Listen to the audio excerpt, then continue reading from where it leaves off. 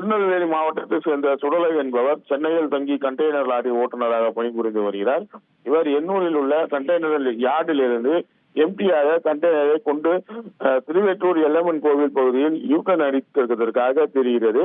அப்போது போக்குவரத்து பணியில் இருந்த உதவி ஆய்வாளர் கண்டெய்னர் லாரியை ஓட்டுநர் சுடலையை யூட்டனை அடிக்கக்கூடாது என்று சொல்லியதற்கு லாரி மீது ஏறி ஓட்டுநர் சுடலையை முகத்தில் குத்தி உள்ளார். இதில் சுடலையின் வாயில் பலத்த காயம் ஏற்பட்டிருக்கிறது.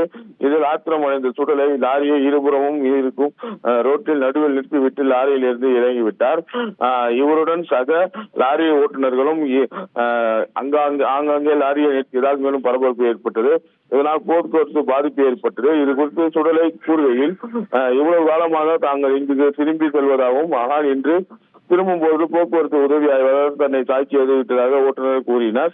இது தொடர்பாக போலீசார் கூறுகையில், இது அபாயகரமான வளைவு என்பதால் இங்கு யூட்டன் அடிக்க விடுவதில்லை எனவும், லாரி ஓட்டுநர்கள் லாரியை தன் மீது ஏற்றுவது போல் வந்ததாகவும், அதனால் உதவி ஆய்வாளர் தாக்கியதாகவும் கூறினார்.